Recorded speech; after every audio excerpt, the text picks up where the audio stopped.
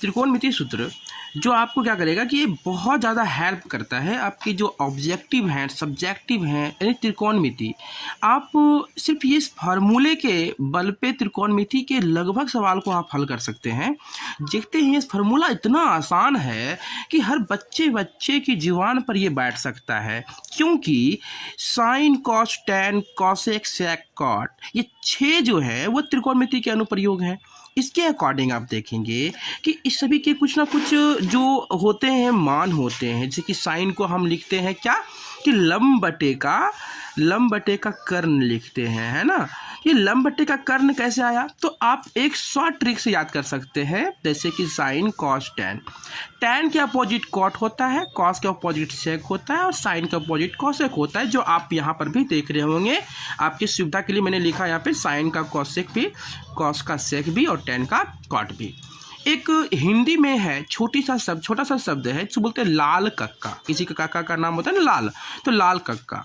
या फिर आप इंग्लिश वाले बच्चे हो तो आप याद रखोगे PBP, पंडित बद्री प्रसाद हर हर बोल।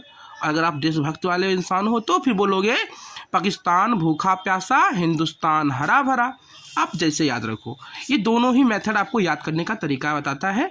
आप चलते हैं साइन पे, तो साइन क्या है, ल और क है, तो ल से लंब होता है, क से कर्ण होता है, और लंब को परपेंडिकुलर डिनोट करते हैं P से, और कर्ण मतलब हाइपोटेनस जो कि डिनोट होता है H से, ठीक ना। उसी प्रकार से कॉस हमारा होता है आधार बटे का कर्ण, आधार बटे का कर्ण, तो आधार बटे का कर्ण, आधार बटे का हमारा कर्ण है।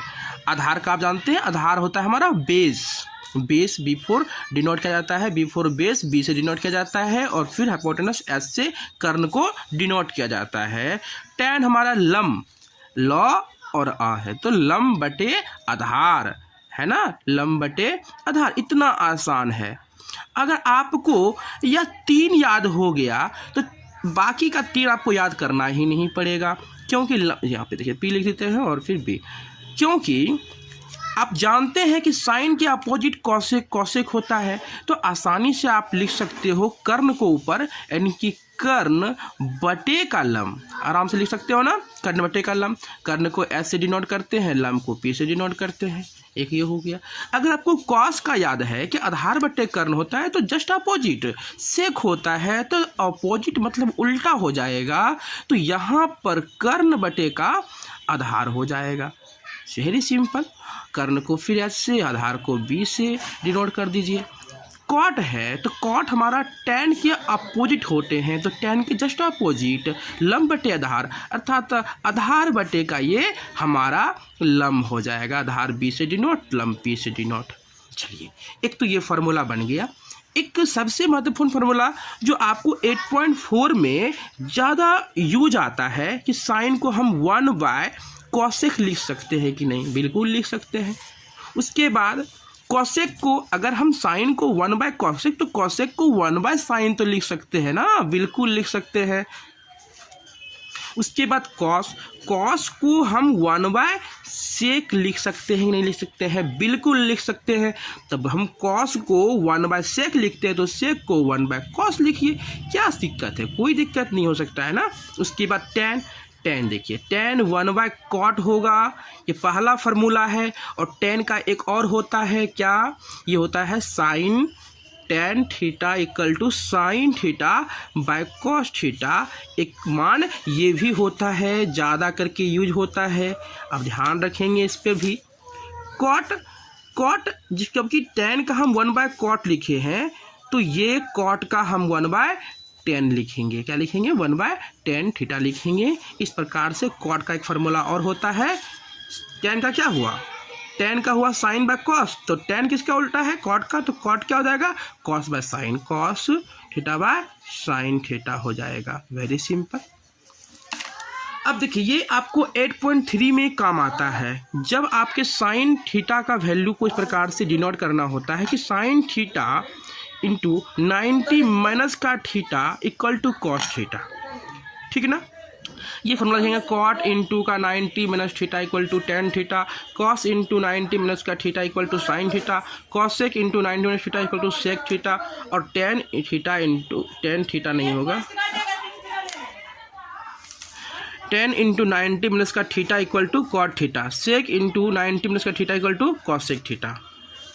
आप यहाँ पर देखेंगे कि टेबल जो है ये ज़्यादा इम्पॉर्टेंट है। आपके इस एग्ज़ाम में बहुत सारे ऑब्जेक्टिव पूछे जाते हैं। मैं बच्चे से यही कहूँगा कि आप एग्ज़ाम के समय में, क्योंकि थोड़ा सा आप डिस्टर्ब हो जाते हैं, प्रेशर में आते हैं कि फर्स्ट एग्ज़ाम होता है, तो आप कहीं इसके मान में गलती ना कर दें, इसलिए मुश्किल से 2 मिनट लगेगा। आप इस 2 मिनट में इस पूरे टेबल को एक रफ पेज में लिख लेंगे जो कॉपी के पीछे होगा एग्ज़ाम हॉल में। साइन का 0 का वैल्यू 0 होता है, कोई नहीं, 0 से बड़ा 1/2 होता है, और 1/2 से बड़ा 1/√2 होता है, और 1/√2 से बड़ा √3/2 होता है, और इससे बड़ा 1 होता है। जस्ट इमेजिन, अब साइन जो है इस प्रकार से लिखे जो बढ़ते क्रम में गया, अब यहाँ से इसको उल्टा लिखेंगे कॉस का, तो ये घटते क्रम में चल जाएगा, 1√3/2, 1/√2, 1/2, और ये 0। अब 10 बताइए, 10 यहाँ पे क्या लिखे हैं हम कि sine theta by cos theta, तो sine theta by cos theta होता है, तो sine theta by cos theta, तो 1/0 मतलब कि 0। उसके बाद ये 2 और ये 2 कट जाएगा तो 1/√3, उसके बाद ये कट जाएगा तो 1, और ये और 2 कट जाएगा तो √3, और ये हो जाएगा अपरिभाषित। ध्यान रखेंगे, अगर ऊपर हो 0 तो ये इसका वैल्यू होता है 0, अगर नीचे हो 0 तो ये तो बोलते हैं अपरिभाषित, अनफिनिटिव बोलते हैं, क्योंकि नीचे 0 कभी नहीं हो सकता है। इसलिए आप पढ़ते होंगे परिमेय और परिमेय में कि परिमेय क्या होता है, P/Q होता है, बट निकटे क्या है, Q not cross equal to 0, Q कभी 0 नहीं हो सकता है। इसलिए अगर देखिए नीचे 0 आ गया तो इसे बोलते हैं अपरिभाषित, और ऊपर 0 आएगा तो ऊपर 0 लिख देंगे।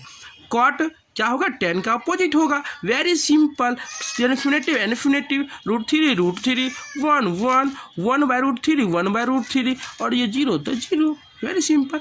अब सेक किसका उल्टा है, कॉस का उल्टा है, तो कॉस क्या है, 1 है, 1 को उल्टावेंगे तो 1 हो जाएगा, इसको उल्टा देंगे तो √2/√3 हो जाएगा, इसको उल्टा देंगे तो √3/2 हो जाएगा, इसको भी उल्टा देंगे तो 2 हो जाएगा, और इसको उल्टा देंगे तो 0 नीचे आ जाएगा, तो इन्फिनेटिव हो जाएगा। और सेक के पड़ोसी कौन है, कॉसेक है। जस्ट इमेजिंग वाला करके इधर से उल्टा दीजिए, बस हो गया टेबल तैयार।